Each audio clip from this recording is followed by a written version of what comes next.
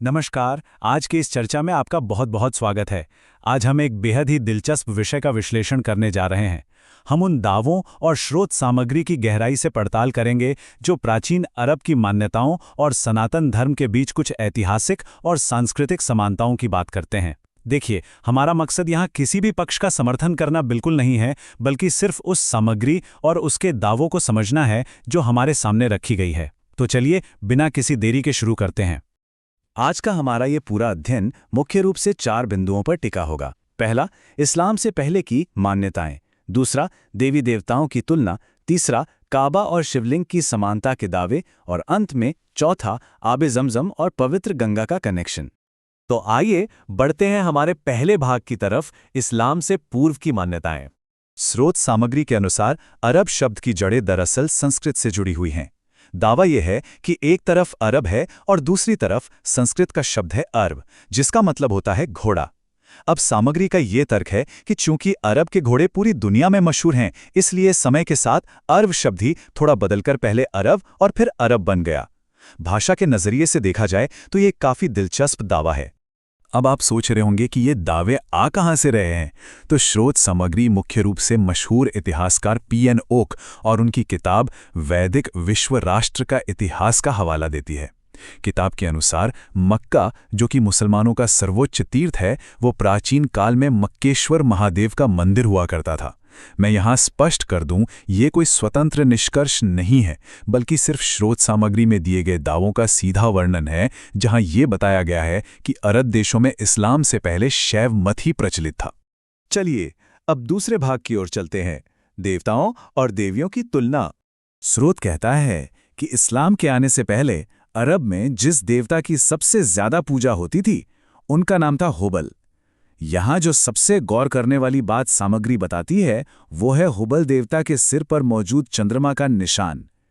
पाठ सीधे तौर पर इसकी तुलना देवों के देव महादेव यानी भगवान शिव से करता है, क्योंकि हम जानते हैं कि उनके मस्तक पर भी चंद्रमा विराजमान रहता है।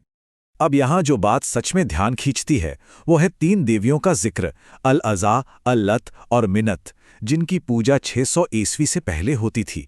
स्रोत सामग्री खास तौर पर उनके हाथ की आशीर्वाद मुद्रा और उनके नीचे बैठे शेर की तरफ हमारा ध्यान ले जाती है, और फिर एक सवाल उठाती है कि क्या ये नज़ारा हमारी सनातनी देवियों से बहुत ज़्यादा नहीं मिलता जुलता, जहाँ देवी शेर पर सवार होकर अपने भक्तों को आशीर्वाद देती हैं। बढ़ते हैं तीसरे हिस्से की तरफ, काबा और शिवलिंग की समानता। मक्का में एक बहुत ही खास ऐतिहासिक संरचना है, जिसके चारों ओर लोग इकट्ठा होते हैं।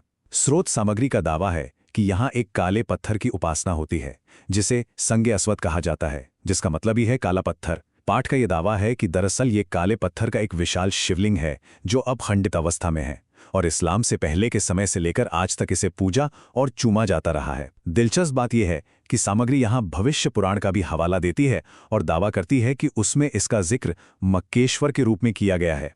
अगर हम थोड़े रीति रिवाजों और अनुष्ठानों की बात करें, तो एक तरफ तवाफ है, मतलब मक्का में काबा के चारों तरफ चक्कर लगाने की इस्लामी परंपरा, और दूसरी तरफ है सनातन धर्म में की जाने वाली शिवलिंग की परिक्रमा। स्रोत सामग्री यहाँ सीधा सवाल पूछती है कि एक काले पत्थर के इर्द गिर्द चक्कर लगाने की ये इस्लामी प्रक्रिया आखिर शिवलिंग की परिक्रमा करने की हमारी सनातनी परंपरा से अलग कैसे है। प्रार्थना के दौरान शारीरिक मुद्राओं की तुलना भी की गई है। एक तरफ इस्लामी परंपरा का सजदा है, जहां ईश्वर के सामने जमीन पर सिर झुकाया जाता है, और ठीक उसी के समानांतर दूसरी तरफ सनातन परंपरा का साष्टांग प्रणाम है।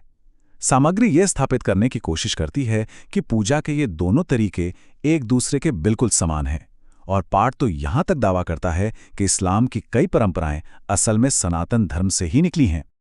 अब आते हैं हमारे आखिरी भाग पर, आबे ज़मज़म और पवित्र गंगा।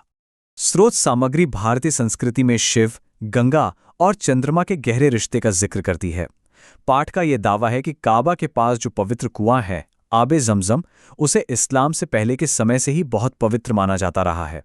स्रोत इसे शिव के साथ जुड़ी बाण गंगा कहता है। उनका तर्क बड़ा सीधा है, जहां भगवान शिव होंगे वहां पवित्र गंगा की अवधारणा तो निश्चित रूप से होगी ही। रोजमर्रा के धार्मिक आचरण पर भी एक बड़ा ही रोचक नजरिया पेश किया गया है। स्रोत कहता है कि जरा सोचिए, जैसे हिंदू श्रद्धालु कुंभ मेले या किसी तीर्थ से लौटते वक्त पवित्र गंगा जल को बोतलों में भरकर अपने घर लाते हैं, बिल्कुल वैसे ही मुस्लिम श्रद्धालु भी तो हज के दौरान आबे जमजम का पानी बोतलों में भरकर अपने साथ ले जाते हैं। सामग्री इस बात पर खासा जोर देती है कि धर्म अलग होने के बावजूद ये दोनों ही परंपराएं एक दूसरे से कितनी मेल खाती हैं। स्रोत सामग्री ने इस जमजम कुएं को लेकर कुछ बहुत ही हैरान करने वाले आंकड़े भी साझा किए हैं। बताया गया है कि ये कुआं 18 बाय 14 फीट का है, 18 मीटर गहरा है और करीब 4000 साल पुराना है। दावा तो यहां तक है कि 8000 लीटर प्रति सेकंड खींचने वाली मोटर चलने के बावजूद ये कुआं सिर्फ 11 मिनट में वापस पूरा भर जाता है। इसके अलावा यूरोपियन लेबोरेटरी के टेस्ट का हवाला देते हुए पाठ कहता है कि इस कुएं में कभी कोई काई नहीं जमी और ना ही इसमें कोई बैक्टीरिया पाया जाता है, जो इसे एक तरह से चमत्कारिक जल स्रोत बनाता है। तो इन सारे दावों और तुलनाओं को विस्तार से देखने के बाद स्रोत सामग्री हमें इस एक आखिरी सवाल पर लाकर खड़ा कर देती है।